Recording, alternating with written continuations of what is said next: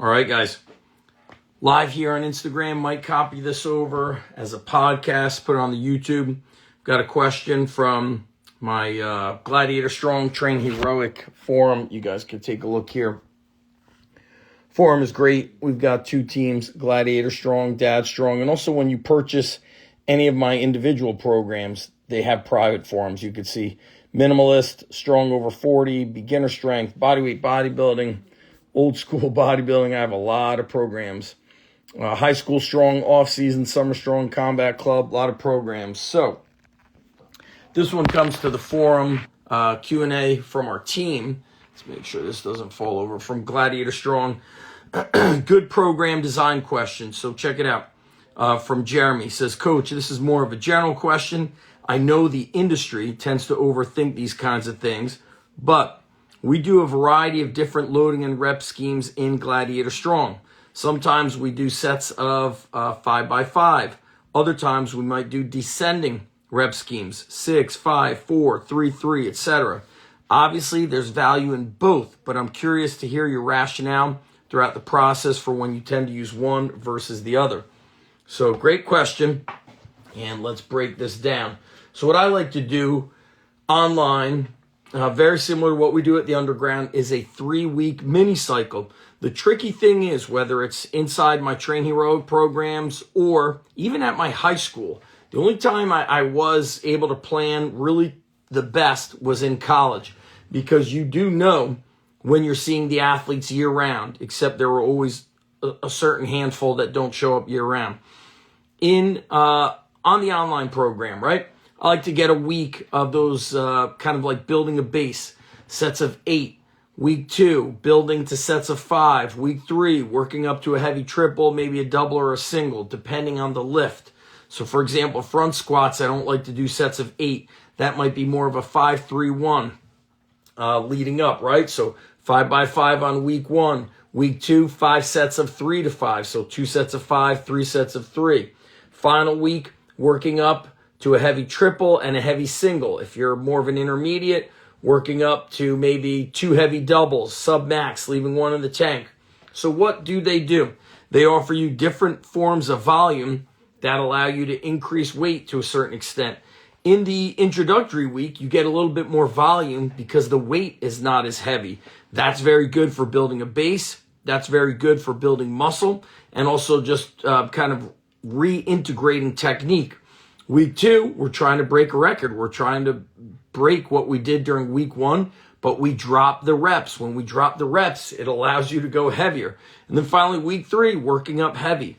And then there's always changes. I mean, I live in the gray when it comes to giving people, this is how we always do it, always never. But here I am saying I always live in the gray, meaning, is it always got to be a 3-week cycle? Can it be longer? It can certainly be longer. You know, the real answer is it depends on who you're working with. What are they training for? What is their background? What kind of history and training do they have? Do we have to work around any injuries? The times where I was able to do more than these 3-week mini cycles was when I worked in college, because we have an annual calendar. We have the season. We have the time after the season for recovery and rebuilding. We have the off season for when we could step away from competing in the sport and we could really go hard. And then we have the preseason where we start introducing more specificity and the GPP becomes general specific. And so that's where I mix things up. I don't say you got to always do 5x5 or you always have to do this training cycle. The one thing that I'm a stickler with is, as much as we could change the program design, I am a stickler for staying strict with technique, exercise technique. And so I feel like a lot of training regimes, training programs work, but if anything's not working, it's very likely the technique is off, poor technique. It's also very likely that the things outside of the gym are off. The nutrition, the lifestyle, the mindset. I have found that some people, if they're just not obsessed about getting strong and jacked and powerful and explosive and fast, that the results don't come. Like, you can literally will yourself to get results, but if you're not absolutely obsessed with it and you don't love to train, I feel like your body is in tune with that on a spiritual level, and it kind of reduces the effect of the training. So I hope that makes sense, and I'll take a couple more questions. That question came from the Gladiator Strong forum. So we have two programs, Gladiator Strong and Dad Strong. And if you're here on Instagram, those are all linked up top. And that was from Jeremy B. And I think that's all we got here for the Q&A. Love to do the Q&A. That's it. So, oh man, great to see a lot of familiar faces on Sunday. Must be a day off from coaching. We got Rusty Witt. We got Josh. We got Brandon Bird.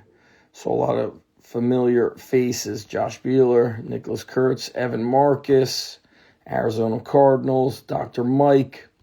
So, would love to hear if anybody's got questions. Rusty, what's up, buddy? I know you're busy. And Evan, what's up, guys? Love you guys. Evan, don't know if we'll be seeing you at Summer Strong. Probably not. Rusty, hope you get away. Get a little break from the college coaching. Josh, good to see you. I tell you, we have a real blend of coaches that just popped on, from private sector to NFL to Division I. I just posted a 6-minute video and I said 1 in 1,000 will watch it. But I made a statement on really where we are with regards to athletes and athletic performance. And somebody commented, he said, we actually just stopped training athletes. He's like, we're kind of sick of the bullshit that athletes are so damn busy, they don't even have time to train. So what we're seeing with athletes is there's really not a lot of intensity. They show up late, they leave early, and the reason why is they often have 3 training sessions a day.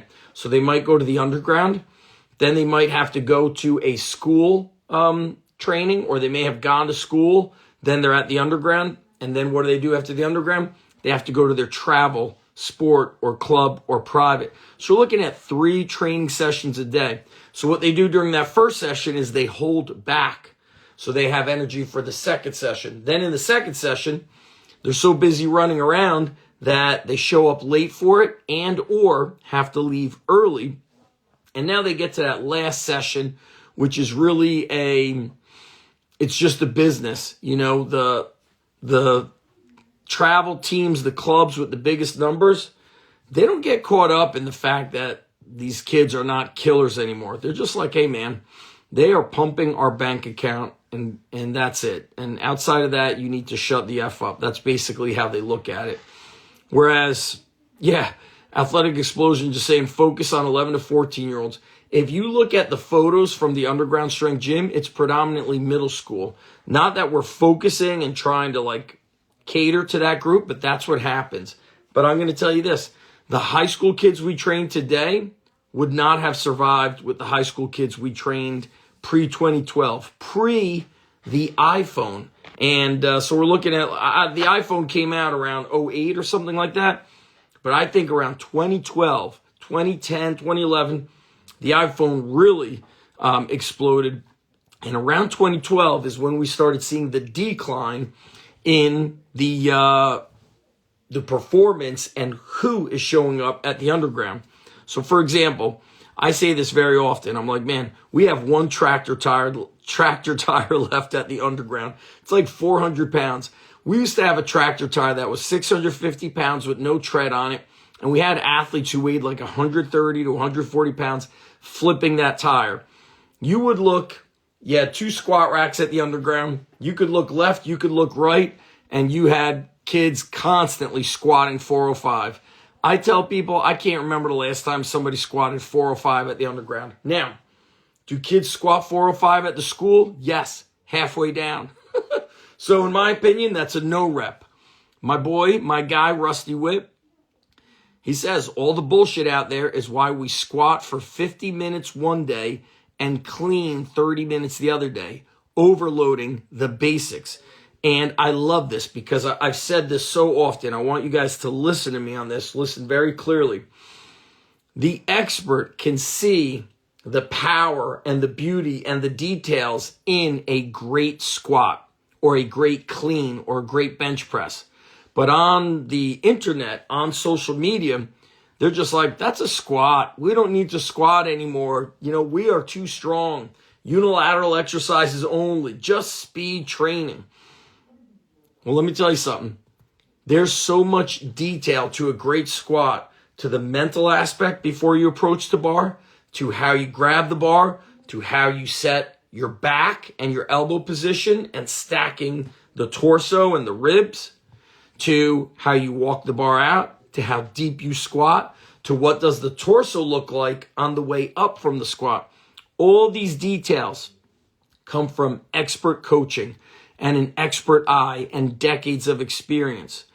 And as I always say, I drive a car, but so do the guys at NASCAR. We're doing the same thing, but it's completely different how we do it. Or in wrestling, I say to the kids, hey, do you shoot a double leg takedown? They're like, yes. I go, well, so does Jordan Burroughs. You're doing the same thing, but he's an Olympic and world champion, and you're a JV wrestler, okay? Oh, I squat at home. I squat at my gym. I'm on my own program. Today, there is a fear in being coached, because when you get coached by an expert, there's a lot of discomfort. It's uncomfortable to do something in a way that challenges you, because the challenging activity is what makes you better. My buddy John Welburn has often said that in the weight room, doing the exercises that you suck at is the key to unlocking your athletic potential. So if I'm always great at squat, bench, deadlift, and I'm the strongest guy, but I can't lunge, I can't jump, I can't sprint, I can't do single leg work, I can't, crawl on my hands. All that crawling, by the way, it's interesting how people kind of dismiss it. When you think about how many athletes have dislocated shoulders, broken wrists, arms, and elbows when falling on the ground. Lack of muscle, lack of strength, lack of stability, lack of body awareness on the ground. That's why all the different crawling is great. That's why contact prep is crucial. I did a ton of that stuff today, training the AYF football players in our town. And so I think strength and conditioning, sports performance is in a very strange place. Anything that's popular online comes from two things. Is it a kind of shock and awe exercise? That's number one.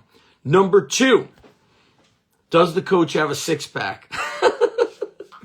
So it's like my buddy said to me, he's like, damn, dude, too bad there wasn't cameras around when you were training and competing in bodybuilding. I said, yeah, they would listen to me more, even though I'm like infinitely smarter than I was in my bodybuilding days. But I also say to kids, listen, you want to listen to somebody just because they have a six-pack? Well, I could take you into New York City and find a homeless crackhead. He has a six-pack. That doesn't mean he is strong and fit. Coach Bobito, what's up? Could not agree with you anymore. Dave saying, I love crawling. I just finished a pressing reset cert from Original Strength. Tim Anderson is awesome. All of his videos, you just got to Google Original Strength. All of this crawling, and I'm pretty sure they use this stuff. Luke Day and Chip Morton use it quite intensely at University of South Carolina Gamecocks football program, and it really takes athletes out of the normal squat, bench, clean. My boy, Coach Collodi, my bro, Paul Collodi. And so from a business standpoint, we're really in an interesting place and space where a lot of younger athletes and their parents think that their kid needs this special program. But if that kid, like Jim Wendler says, what special program do you need if you can't run a mile, if you can't do 50 push-ups? And then take that a step further. How can I as a player have confidence in you as a teammate if you are physically unprepared, if you are weak? And I don't think parents understand where we are with regards to the state of the union of physical fitness with these, younger athletes. Dave saying Chip Morton was there as well. There you go. Chip is always learning, strength coach from the NFL and Division I. And there you go, always learning. Yet we have many, local coaches or even teenagers who don't want to learn. And so what do I say? It's interesting that you don't need a strength coach, but an Olympic athlete has a strength coach. I'm very confused by that. And that's where we are in this world. And I think from a business standpoint, this is why you see a lot of strength coaches. They've moved away from just training athletes. And so now what are they doing? They're training adults. It's pretty wild. Prop this up like this. I think that's pretty crazy that they have changed who they're going to train, because if somebody is not coachable, you cannot help them. And really, like the time I put into the online world, the reality is I can't help anybody until they walk through my doors physically at the Underground Strength Gym, or until they sign up and really follow the training programs that I have. Because if you're just, hey, I'm going to do your Gladiator Strong program, but I'm also going to add, John Smith's this and Susie Smith's that. Well, now you're not on the program because you've just blended 2 or 3 other things. So you've taken something that was 100% and now you got it as 33% or 50%. And so I ask people, like, what would that grade be in school if you did 33% or 50% of the work? Well, the answer is that is failing. And so when it comes to testing a program, I feel you got to do it for 12 weeks. I mean, I don't even want to go into the 8-week thing. You really got to go for 12 weeks. And so that's where we are, kind of the state of the union of strength and conditioning, getting pretty disturbing and frustrating. My guy, Ryan O'Den, Coach, I also think tapping into the private travel organization is a huge factor. They have so much power and control over the kids. Doesn't that sound like communism? Power and control. I've had a lot of communication with travel programs. I had a really big travel program talk to me about going in and training their players and kind of stepping aside. And I said, I really commend you guys for being humble enough to say, hey, we are the expert in the sport. We need to bring in an expert in sports performance, strength and conditioning. Brought your program into the high school and local juvenile. That is really freaking cool. Send me a message. I'd love to hear more about that. A couple of months ago, a recreation director from a prison in New York, somewhere up in New York, had reached out to me, and I sent them some books. And I think that strength training it just saves people's lives. It gives them reason. It gives them a reason to keep showing up to doing something. Teaches obviously discipline, commitment, confidence, proper mindset, teamwork when you have training partners, all skills that really transfer over to life.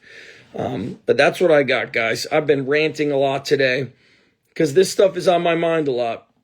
And it's kind of sad to see how much opportunity is presented to athletes and to parents, and they just don't take it. And by the way, I'm stating this and speaking as a dad myself, that we do and give way too much. We hand too much to the kids, and then they don't know how to do anything. Like I say, in my town, why are the wrestlers not meeting in the mornings on the beach to drill and live wrestle on the sand and then do training once a week? Why? Because there's no coach telling them what and how to do. Why is, our state championship basketball team in town, both boys and girls, why do I never see pickup games going on in town? Why? Because they go to their basketball club. They go and are told exactly what to do or they're afraid to do it. I'll be too tired for my travel practice later. You know what this is? I'm going to shut it down here unless the question comes through. This is the matrix. They are in the matrix. Parents of athletes are in the matrix, and the kids are in the matrix of travel sports. Think about that.